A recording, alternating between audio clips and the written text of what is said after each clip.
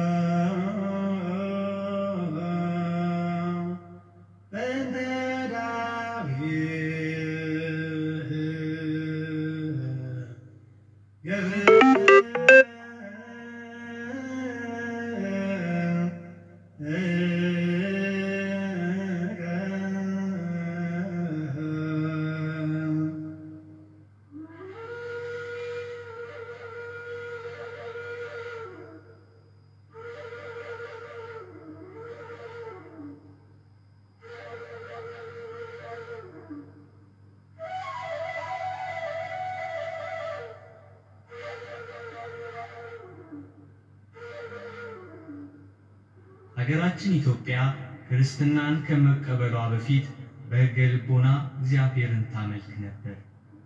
ከሕገ ልቦና በኋላ ሕገ ኦሪትን በኦሪት ሥርዓት መሠረት ትፈጽም ነበር።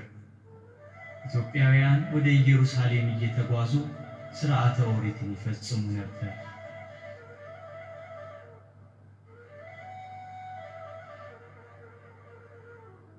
በ39 ዓመተ ምህረት በኦሪት እምነት መሠረት ለስግደት ወደ ኢየሩሳሌም የተጓዘው ኢትዮጵያዊው የንግሥት እንዳኬ ጃንደረባ ወይንም በጅሮንድ ኢየሩሳሌም ደርሶ ሲመለስ ጋዛ አካባቢ የጌታችን የኢየሱስ ክርስቶስ ሐዋርያ ፊልጶስ አስተምሮ አጠመቀው። ኢትዮጵያውያን በዚያ ጃንደረባ ምክንያት ከሕገ ኦሪት ወደ ሕገ ወንጌል መንገድን ጀመሩ። ወንጌል በቤተ መንግሥትና በአካባቢው ተደመጠ።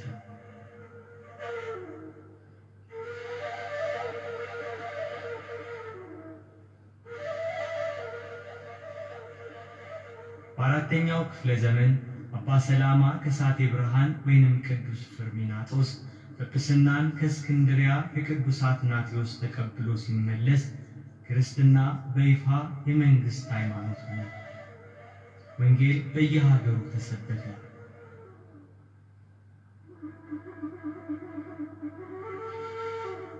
በኦሪት ሥርዓት በነቢያት የተተነበየውን ትንቢት የተመሰለውን ምሳሌ ሲናፍቁ የነበሩ ኢትዮጵያውያን በወንጌል የኢየሱስ ክርስቶስ መሰበክ እውን መሆኑን አምነው ከሕገ ኦሪት ወደ ሕገ ወንጌል ተሻገሩ። በኦሪት ጥላነት ሐዋርያትን መሠረት እያደረጉ ወንጌል ተሰበከ። ገዳማት ተገደሙ፣ አብያተ መቅደስ ታነጹ፣ ክርስትና ተሰበከ። በኢየሱስ ክርስቶስ ፍጹም ፍቅር ተጠምደው ዓለምን ንቀው እርሱን አብነት ያደረጉ ወደ በረሃ እየገቡ ከዚህ ዓለም ሀብትና ደስታ ይልቅ የሰማያዊውን ሀብትና ደስታ እየናፈቁ በምግባርና በሃይማኖት ይጸኑ ብዙ ቅዱሳን ተነሱ።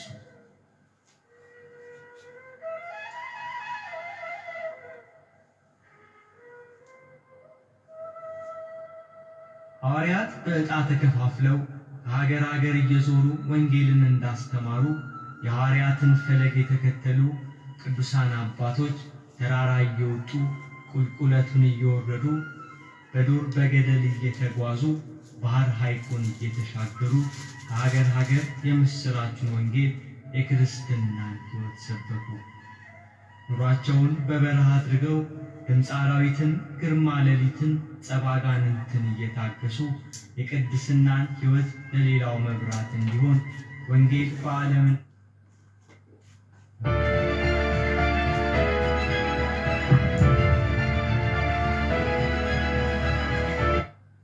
እንዲስፋፋ የክርስቶስን የማዳኑን ዜና ምሕረቱንና ቸርነቱን አዳረሱ።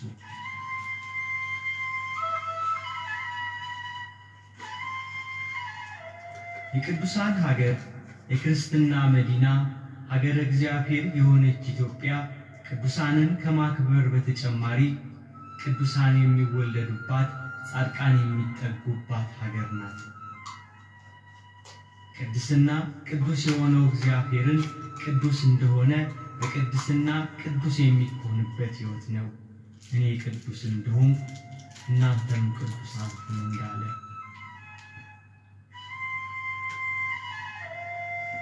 ቅድስና የምታልፈውን ዓለም ንቆ የማያልፈውን ዘላለማዊ ሕይወት መናፈቅ ነው። ቅድስና ራስን ለእግዚአብሔር ነጥሎ ማውጣት መለየት ነው። ዓለም በሞቷ ከምትገዛው ከካራን መውጣት ወተትና ማር የምታፈልቀውን የእግዚአብሔርን መንግሥት ከነዓንን መናፈቅ ነው ቅድስና። ቅድስና ገደብን ያምነው እናቱ አቅሌስያ ትባላለች። ስምዖንና አቅሌስያ ለ30 ዓመታት ያህል መሃን ሆነው ልጅ ሳይኖራቸው ኖሩ። ዘወትር ወደ ቤተ ክርስቲያን እየገቡ የአብ የወልድ የመንፈስ ቅዱስ ስዕል ካለበት ፊት ለፊት እየቆሙ ጌታ ሆይ አንተን ደስ የሚያሰኝ ፈቃድህን የሚፈጽም ንጽሕናን የሚወድ ልጅ ስጠን ብለው ይጸልዩ ነበር። ከዕለታት በአንድ ቀን አቅሌስያ ይህንን ጸሎት በቤተ መቅደስ ቆማ ስትጸልይ ከስዕሉ እንዲህ የሚል ቃል ሰማች።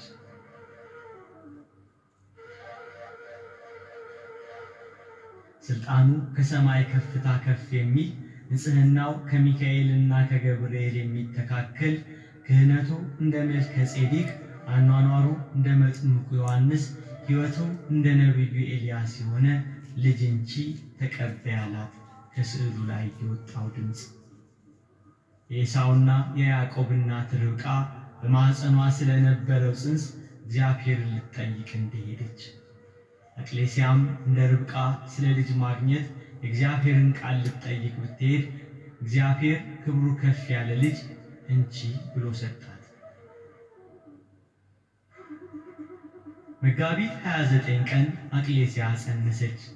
ታኅሳስ 29 ቀን በ8ኛው መቶ ክፍለ ዘመን ደምግባቱ ያማረ ወንድ ልጅ ወለደች። መልአኩ ቅዱስ ገብርኤል በሰው አምሳል መጥቶ የዚህ ልጅ ስሙ ገብረ መንፈስ ቅዱስ ይባላል አላት። የመንፈስ ቅዱስ ድንቅ ሥራ ነውና።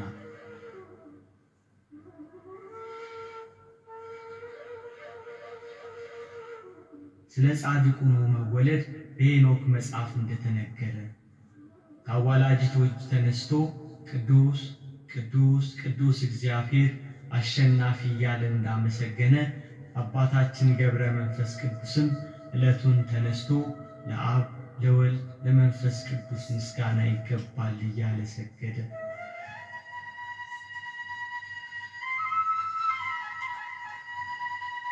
እግዚአብሔር ቃል ወደ እኔ እንዲህ ሲል መጣ።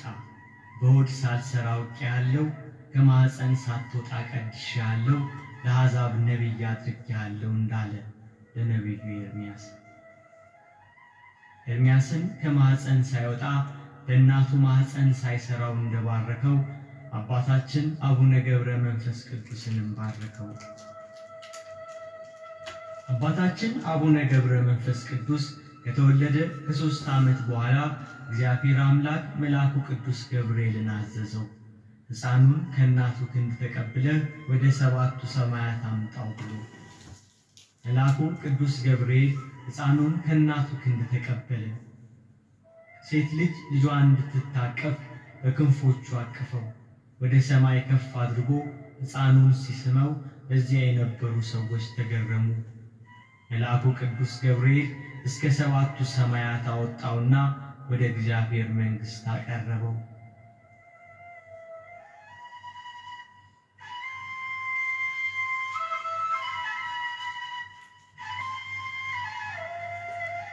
እግዚአብሔር ሕፃኑን ገብረ መንፈስ ቅዱስን ባረከው። ወደ እናቴ ወደ ማርያም ወሰደውና እርሷም ትባርከው አለው። ዳግመኛ አዳም፣ ሴትና ሄኖስ፣ ያሬድና ማቱሳላ፣ ላሜንና ኖህ ወዳሉበት ወሰደው፣ እነርሱም ይባርኩት። አብርሃምና ይስሐቅ፣ ያዕቆብም ወዳሉበት፣ ነቢያት ሐዋርያት ወዳሉበት ወሰደውና ይባርኩት። ሰማዕታትና ደናግላን ሄሮድስ ያስፈጃቸው ሕፃናት ወዳሉበት ወሰደውና ይባርኩት አለው።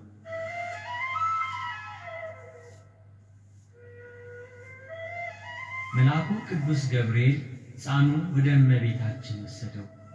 እናታችን ቅድስት ድንግል ማርያም ሕፃኑን ተቀብላ ሳመችውና ባረከችው።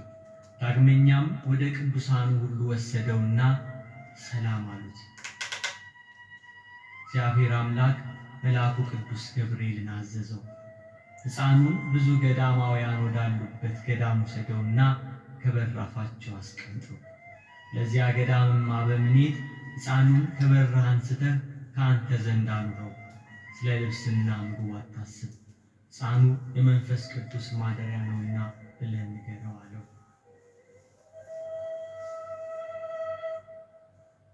ከዚያ በኋላ መልአኩ ቅዱስ ገብርኤል አባ ዘመደ ብርሃን ወዳለበት ገዳም አወረደው፣ ከመግቢያው በር ላይ አስቀመጠው። ለአባ ዘመደ ብርሃንም እግዚአብሔር ያዘዘውን መልእክት ተናገረ። አባ ዘመደ ብርሃን የመልአኩን ቃል ሰምቶ በሩን ቢከፍት ፊቱን ለፀሐይ የሚያበራ ደም ግባቱ የሚያምር ሕፃን ልጅ ከበራፉ ተቀምጦ አገኘ። እጅግ ደስ ብሎት ለእግዚአብሔር ሰገደና ሕፃኑን አንስቶ ታቅፎ ሳመው፣ ወደ ቤቱም አስገባው።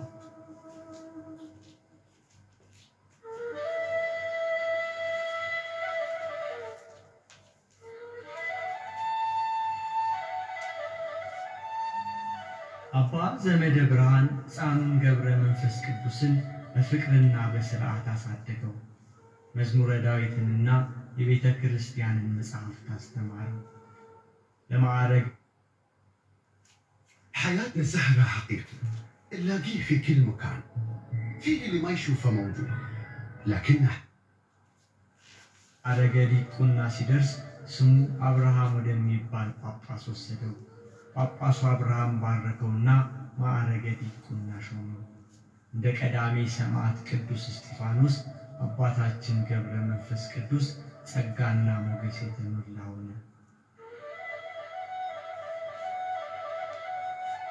አባታችን ገብረ መንፈስ ቅዱስ ወደ አባቶቹ ሀገር ተመለሰ። በመንፈስ ቅዱስ ኃይል ጠነከረ። እግዚአብሔር ጸጋ አዝሮበታልና በሥራው ሁሉ ዕውቀትን የተመላ ሆነ። ፍጹም ሰው ሆነ። የእግዚአብሔርን ሕግ ሁሉ ፈጸመ። አባ ዘመደ ብርሃን እንደ መነኮሳት አባት እንደንጦስ አስኬማን ሰጠው። ወገቡን በሰቅናና በቅናት ታጠቀ። የአንደበቱን ቅልጥፍና የነገሩን ማማር የተመለከተ አባ ዘመደ ብርሃን ስውር ጸጋ እንዳደረበት አስተዋለ።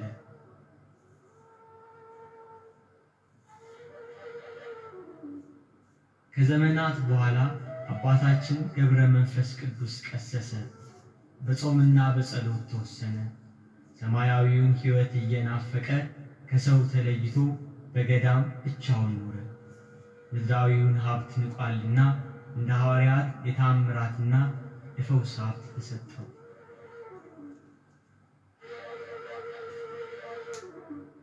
አባታችን ገብረ መንፈስ ቅዱስ በግብጽ በገዳመ ኒስ መነኮሰ። በጫካ በገዳም በበረሃ ከሰው ተለይቶ በጾም በጸሎት ተወስኖ ኖረ። በበጋው ሐሩር በክረምቱ ቁር እየተሰቃየ ኖረ።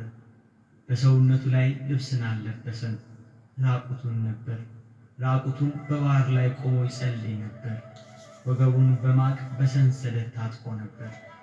በዚያ ጫካ ከቅዝቃዜው የተነሳ ሰውነቱ አልቆ አጥንቱ ደርቆ ነበር።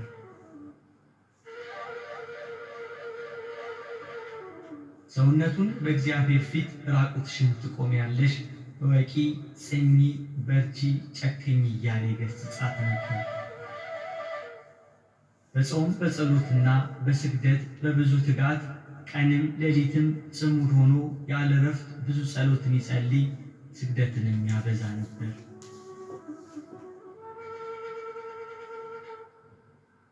ስጋው እስኪደርቅ ቁርበቱም ከአጥንቱ እስኪጣበቅ ድረስ መልአኩ ቅዱስ ገብርኤልን እግዚአብሔር አዘዘው። ሲመለስ ከራሱ እስከ ጺሙ እስከ እግሩም ድረስ ጠጉር በቀለለት። ጠጉሩም 1 ክንድ ከስንዝር ይሆን ነበር። ልብስ አልፈለገም። እግዚአብሔር በመላ አካሉ ጠጉር አበቀለለት። እንደ በግ ጠጉር ያለ ስጋውን የሚሸፍን ጽሙ የሚያምር እንደ ቁራ ጥቁር የሆነ እንደ ነጭ ሐር የተፈተለ ግርማው እንደሚያስፈራ አንበሳ ነበር። ቁመቱ እንደ ዘንባባ ነው።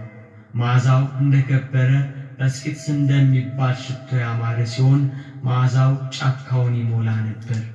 በጽሕሙ የተከበበ ፊቱም እንደ እግዚአብሔር መልአክ ነበር።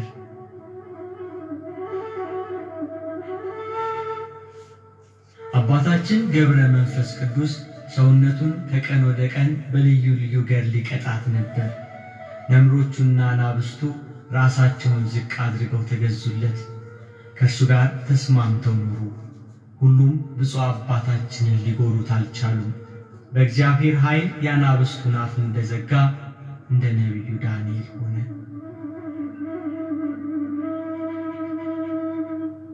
አራዊቱ ወዳሉበት ይዞራል። በእሱ ላይ ክፉ ሊያደርጉበት ቢፈልጉም የእግዚአብሔር ሥልጣን ግን ይከለክላቸው ነበር። አራዊቱ ከእግሩ በታች ይተኙ ነበር። አባታችን አቡነ ገብረ መንፈስ ቅዱስ በሚሄድበትም ጊዜ ይለማመጡታል። ለጌታው እንደሚታዘዝ አገልጋይ፣ ለመምህሩ እንደሚተጋ ደቀ መዝሙር እግሮቹን ይልሳሉ፣ የረገጠውን አፈር ይመገባሉ። ለጸሎት ሲቆም አራዊቱም አብረው ይቆማሉ። ሲመጣ ሲያዩት ሮጠው ሄደው ተንበርክከው ይቀበሉታል። አባታችን ገብረ መንፈስ ቅዱስ እናቱም አባቱም የሥጋ ዘመዶቹም አላወቁትም። በመዓልትና በሌሊት ያለ ረፍት ለእግዚአብሔር ምስጋናን ያቀርባል። እንደ መልአክ በአክናፈ ነፋስ ይፋጠናል፣ እንደ መልአክ በሰረገላ ነፋስ ይሄዳል። አባታችን ገብረ መንፈስ ቅዱስ በንጽህናና በቅድስና ያለማቋረጥ በማመስገኑ እግዚአብሔር ከፍ አደረገውና ኑሮውን ከመላእክት ጋር አደረገለት። አባታችን ገብረ መንፈስ ቅዱስ በመዓልትና በሌሊት አያንቀላፋም ነበር። ቅዱስ ዳዊት ለዓይኖቼ እንቅልፍ ለቅንድቦቼ ሽልብታን አልሰጣቸውም ያለውን አስቦ ቀን ከሌሊት በጾምና በጸሎት ተወሰነ። ሳርም ሆነ ቅጠልም አልለበሰም። ለሥጋው ምንም ምክንያት አላቀረበም። ራቁቱን ኖረ፣ ኀፍረትንም ናቃት። ክርስቶስን ይከተለው ዘንድ መስቀሉን ተሸከመ። አባታችን ገብረ መንፈስ ቅዱስ እግዚአብሔርን መፍራት በሃይማኖት ገንዘብ አደረገ። ከዓለም ተድላ ደስታ ተለየ። የሐዋርያትን ድህነት አሰበ። በከረጢታቸው ገንዘብ ያልቋጠሩትን፣ ለመንገድ ስንቅ ያላሰናዱትን፣ ለዓለም ያልጎመጁትን እነርሱን መሰለ። በፍቅራቸው ጸና፣ ፍለጋቸውን ተከተለ። ሥራቸውን ጠበቀ፣ ሀገራቸውን ናፈቀ። በእውነተኛ ሃይማኖት እንደነርሱ ሊያርፍ ወደደ።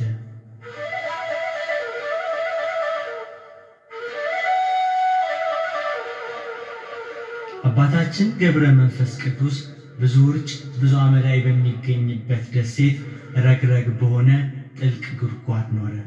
በዚያም ዘወትር ወደ እግዚአብሔር ይጸልይ ነበር፣ እንዲህ እያለ አቤቱ ለምንሃለው፣ ተስፋ ካደረግኩት ነገር አታሳፍረኝ።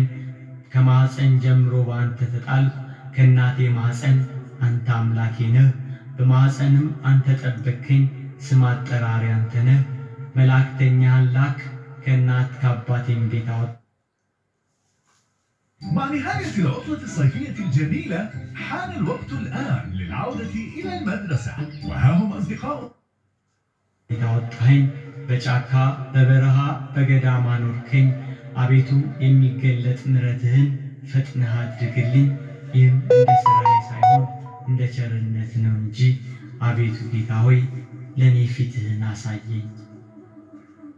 መራራ ለቅሶን እያለቀሰ ደረቱን እየመታ ዘወትር መላልሶ ጸለየ። ከጠዋት እስከ ማታ ያለ እረፍት ይሰግዳል። ወዙ እንደ ውሃ በዝቶ ይፈስ ነበር። ቀንም ሌሊትም ያለ ማቋረጥ ምድርን ያርስ ነበር። እንደ መላእክት ይዘምር ነበር። ጸሎቱን ሲጨርስ መላእክት እንደ ልማዳቸው መጥተው አጽናኑት። ያን ጊዜ ሰማይ ተከፈተ፣ የእሳት ድንኳን ተገለጠ። 40ቱ እንስሳ የእግዚአብሔርን መንበር ተሸክመው ታዩ። 24ቱ ካህናተ ሰማይ ማዕጠንት ይዘው በዙፋኑ ዙሪያ ቆመዋል። መላእክት የመላእክት አለቃ በየነገዳቸው ቆመዋል። ቅዱስ ቅዱስ ቅዱስ እግዚአብሔር አሸናፊ እያሉ በምስጋና ይጮኻሉ። ጌታችን ኢየሱስ ክርስቶስ ለአባታችን ለአቡነ ገብረ መንፈስ ቅዱስ በአንድነትና በሦስትነት ተገልጾ ታየው። አባታችን ገብረ መንፈስ ቅዱስ ይህንን ታላቅ መገለጥ ባየ ጊዜ ፈራ። ጌታችን ኢየሱስ ክርስቶስ ግን አበረታው። ወዳጄ ሆይ ምን ትሻለህ? እነሆ በለመንከኝ ጊዜ ተገለጥኩልህ አለው። አባታችን ገብረ መንፈስ ቅዱስ አቤቱ ጌታ ሆይ እንደ ክረምት ውሃ እንባቸውን እያፈሰሱ ጥርሳቸውን እያፋጩ በደይን የሚኖሩትን አስባቸው፣ ሰይጣን አስቷቸዋልና በማወቅ ባለማወቅ በሰሩትም ማራቸው፣ ይቅር በላቸው እያለ ለመነ። ጌታችን ኢየሱስ ክርስቶስ ወዳጄ ሆይ ስምህን የጠሩትን መታሰቢያህን ያደረጉትን ኃጥአንን ምሬልሃለሁ። ተነስተህ ኢትዮጵያ ወደምትባል ሀገር ሂድ፣ በዚያም ከደይን የምታወጣቸው ነፍሳት አሉ ብሎ ቃል ኪዳን ገባለት።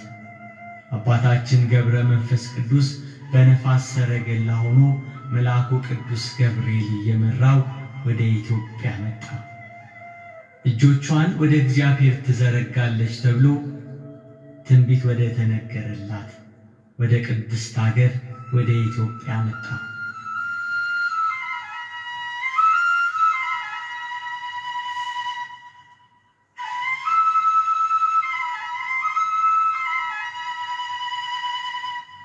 ዓለም በጨለማ በባዕድ አምልኮ በነበረ ጊዜ በሕገ ኦሪት የኖረች ሥርዓተ ኦሪትን ስትፈጽም የነበረ ከኢየሩሳሌም ቀጥሎ ስሟ ወደሚነሳ ወደ ሀገረ እግዚአብሔር ወደ ኢትዮጵያ መጣ። ኢየሱስ ክርስቶስ በቀራንዮ ተሰቅሎ የደሙ ነጠብጣብ ያረፈበት መድኃኒተ ነፍስ የሆነው የመስቀሉ ግማሽ ክፍል ወዳለበት ወደ ኢትዮጵያ መጣ።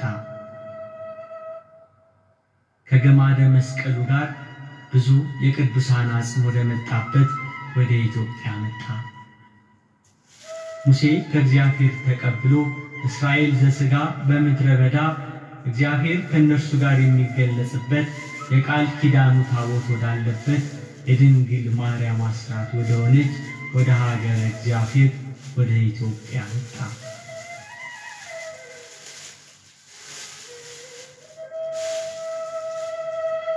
በግብጽ በኩል አድርጎ አክሱም ጽዮን ደረሰ። አክሱም የቅዱሳን ነገሥታት ሀገር፣ የቃል ኪዳኑ ማረፊያ ምድር።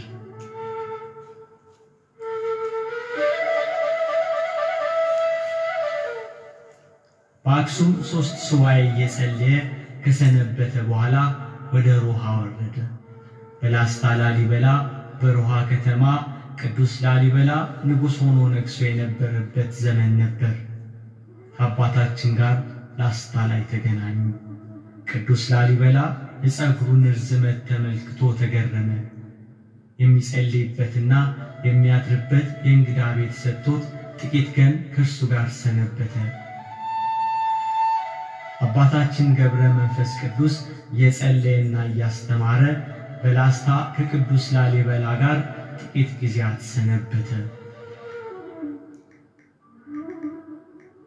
ከቀናት በኋላ ገብረ መንፈስ ቅዱስ ላሊበላን ተሰናብቶ እግዚአብሔር ሂድ ወዳለው ወደ ዝቋላ ለመሄድ ተነሳ።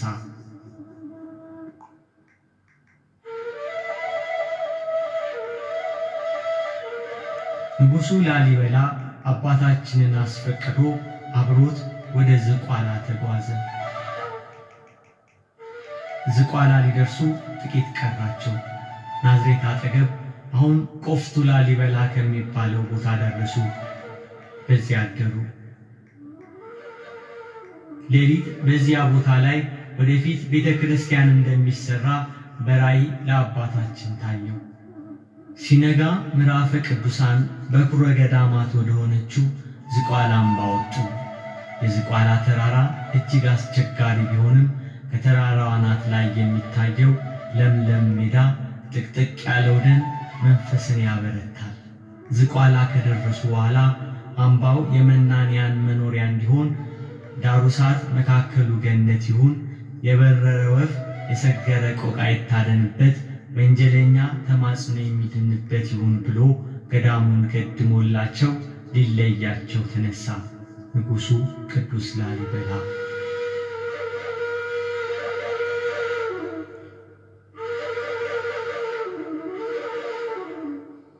አባታችን ገብረ መንፈስ ቅዱስ ላሊበላን ሲያሰናብት ስትመለስ በመንገድ ላይ ሮሃ እንደሰራው የቋጥኝ ፍልፍል አብያተ ክርስቲያንን ሰርተህ ስሟን አዳዲ ማርያም ብለህ ሰይማት፣ ታቦተ ማርያምን አስገብተህ ወደ ሮሃ ወደ ቤተ መንግሥትህ ተመለስ፣ ጊዜ ሞትህ ቀርቧል ብሎ ቡራኬ ሰጥቶ አሰናበተው። ቅዱስ ላሊበላ አባታችን እንዳዘዘው ሲመለስ የአዳዲ ማርያምን ቤተ ክርስቲያን ሰርቶ ታቦተ ማርያምን አስገብቶ ወደ ቤተ መንግሥቱ ተመለሰ። ብዙም ሳይቆይ ንጉሥ ቅዱስ ላሊበላ አረፈና በቤተ ጎለጎታ ተቀበረ።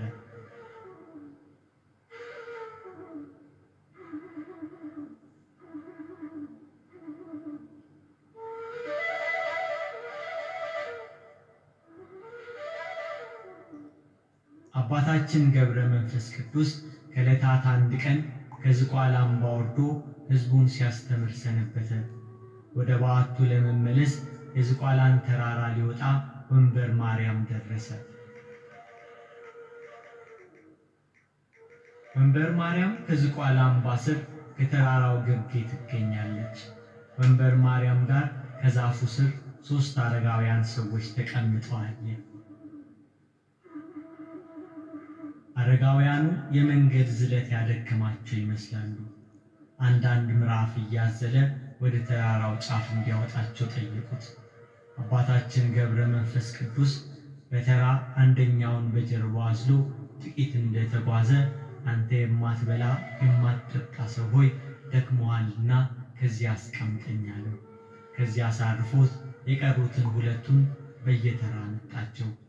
የሰውነታቸው መዓዛ ልብን ይሰልባል። የመልካቸው ደም ግባት ተመሳሳይነት አይገኝለትም ነበር።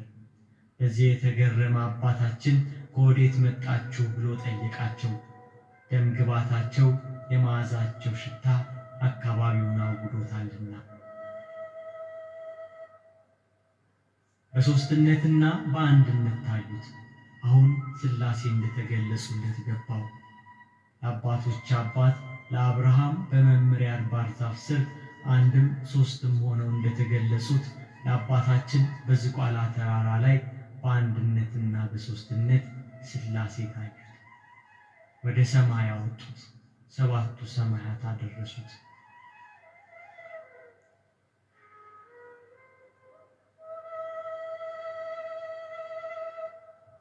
አባታችን ገብረ መንፈስ ቅዱስ ከዝቋላ ወርዶ ምድረ ከብድ ተመለሰ። በየሀገራቱ እየተዘዋወረ ለሕዝቡ ወንጌልን እያስተማረ ስለ ኢትዮጵያ ሰዎች እየጸለየ ከሀገር ሀገር ተመላለሰ።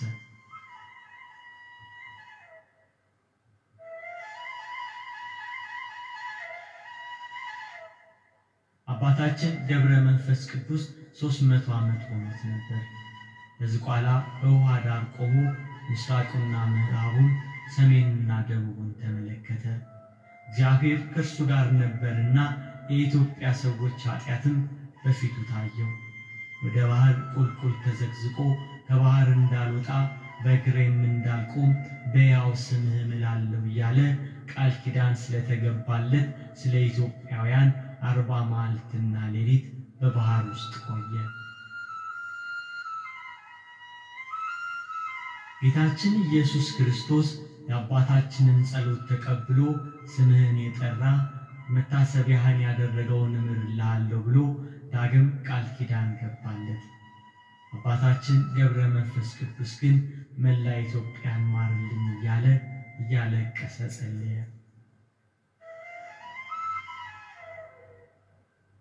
በዚያ ባህር ውስጥ 100 ዓመት ኖረ። ሥጋው አለቀ፣ ደሙም በባህር ውስጥ ፈሰሰ፣ ውሃውም ደም መሰለ። አጥንቶቹ እንደ በረዶ ሆነው ታዩ። አጋንንት በየቀኑ እየመጡ በፍላጻዎቻቸው ይወጉት ነበር።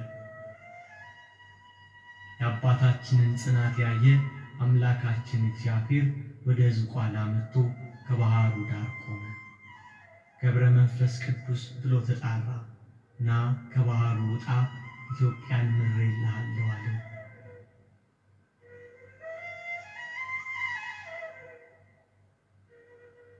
በእግዚአብሔር ቸርነት አጥንቱ ተበሳስቶ ሥጋው አልቆ ከባህሩ ወጣ። ኢየሱስ ክርስቶስ ሁለንተናውን እንዳሰሰውና እንደ ቀድሞ ደህና ሆነ። ከዚያ ወደ ምድረ ከብድ ላከው። በምድረ ከብድ አባታችን ገብረ መንፈስ ቅዱስ እንደ አምድ ተክል ሆኖ 7 ዓመት ቆመ። ቅንድቡን ሳይከድን ራሱን ወደ መሬት ዝቅ ሳያደርግ እጆቹን እንደዘረጋ ወደ ሰማይ እየተመለከተ 7 ዓመት ቆየ።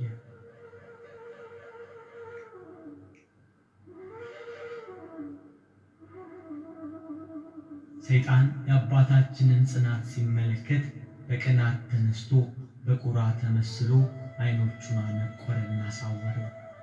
እርሱ ግን ምንም ሳያጓድል እስከ 2 ሳምንት ድረስ በትጋት ወደ ሰማይ እንዳቀና ሲጸልይ ቆየ። እመቤታችን ቅድስት ድንግል ማርያም ሐምሌ 5 ቀን የብርሃን ዓይን አምጥታ ተከለችለት።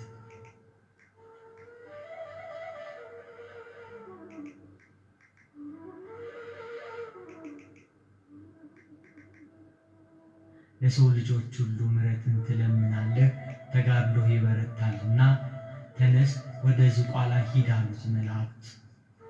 አባታችን ገብረ መንፈስ ቅዱስ ወደ ዝቋላ ተመለሰ።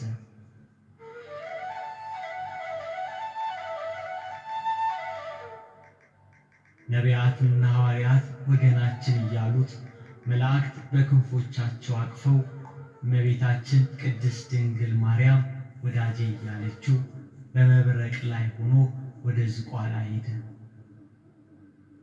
ዝቋላ ላይ የአባታችንን ጽድቅ በጎ ሥራውን የሚያደናቅፍበት የአጋንንት ሰራዊት አባት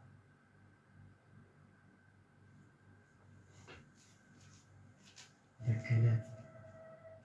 ያዕቆብ በሎዚያ ያያት መሰላል በምድረ ከብድም ተተከለች። የአባቶች አባት ያዕቆብ ከአባቶች ጋር እንደገና ትደሰት ዘንድ ና። የአባቶች አባት አብርሃም፣ ይስሐቅ፣ ነቢያት፣ ሐዋርያት፣ ቅዱሳኑ ሁሉ ነው።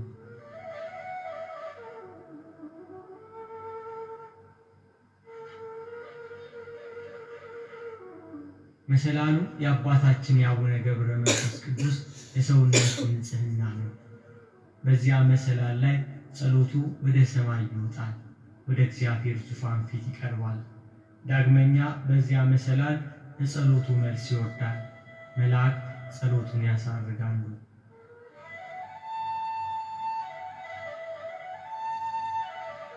አባታችን እጁን ዘርግቶ ለጸሎት በቆመ ጊዜ የሰማይ በር ይከፈታል፣ መንበረ ጸባዖት ድረስ ያያል። ርዕሰ አበው ነውና አባታችን ገብረ መንፈስ ቅዱስ በተራራና በዋሻ የሚገኙትን መነኮሳትን እየሄደ ይጎበኛቸዋል። አመጣጡ እንደ ነፋስ፣ አካሄዱም እንደ መላእክት ነው።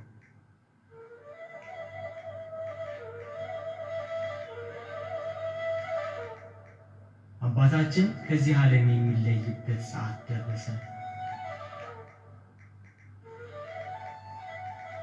በዚህ ጊዜ ወደ ብሔረ ሕያዋን ሄዶ እግዚአብሔር የመረጣቸውን ጎብኝቶ ተመለሰ። ጌታችን ኢየሱስ ክርስቶስ ከአባታችን ከገብረ መንፈስ ቅዱስ ጋር ቃል ኪዳን አደረገ። ከመረጥኳቸው ጋር ቃል ኪዳኔን አደረኩ እንዳለ መታሰቢያህን ያደረገውን ስምህን የጠራውን በጸሎቴ የታመነውን እምርልሃለሁ። በጾም አዳሪዎች ምጽዋትን የሚሰጥ የተራበውን የሚያበላ የተጠማውን የሚያጠጣ ከአንተ ጋር በሰማያት አኖረዋለሁ አለው። አባታችን ገብረ መንፈስ ቅዱስ ቃል ኪዳን የተቀበለበት ቀን ጥቅምት 5 ቀን ነው።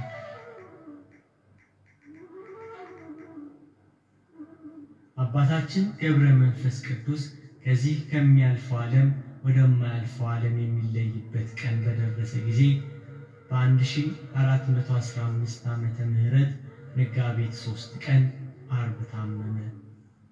ለሞት የሚያበቃ ጽኑ ሕመም አገኘው።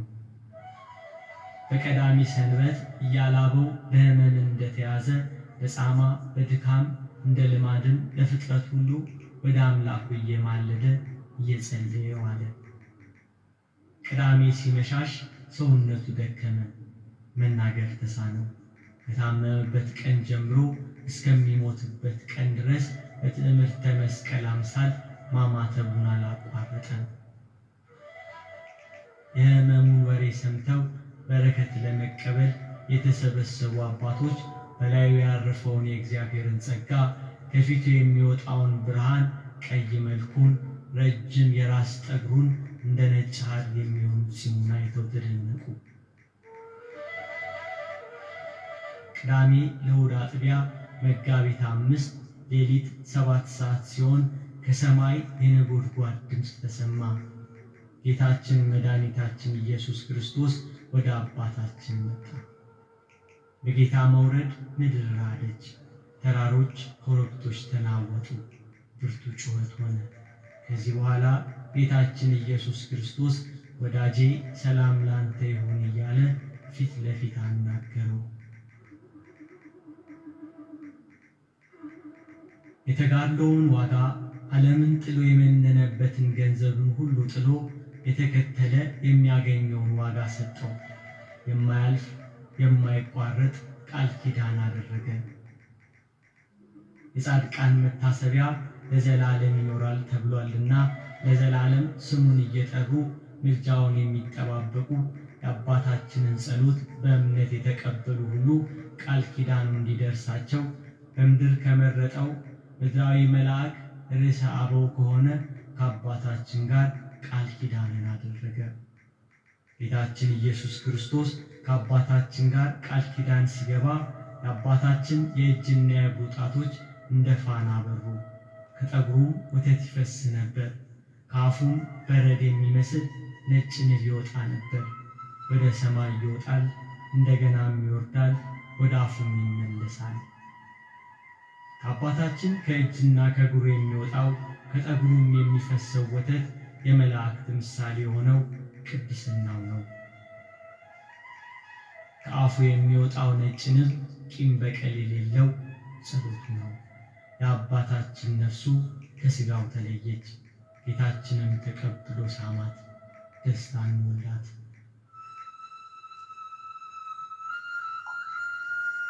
ሥጋውን መላእክት ገነዙት። ሥርዓቱ ሁሉ ከተፈጸመ በኋላ መላእክት ሊቀብሩ ወሰዱት፣ በኢየሩሳሌም ቀበሩት።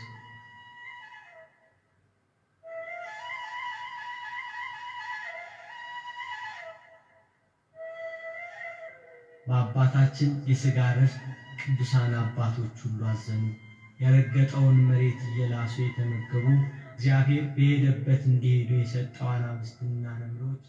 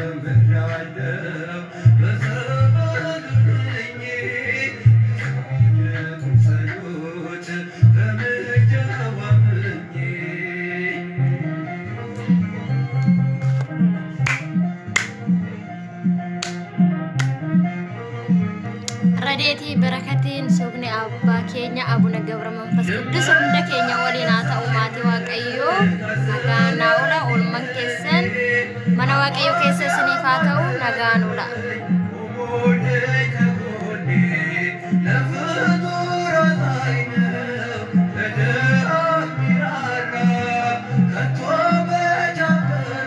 waqayyo yene wudi daggefacha jirta gobas Radeti barakatin abuna gabra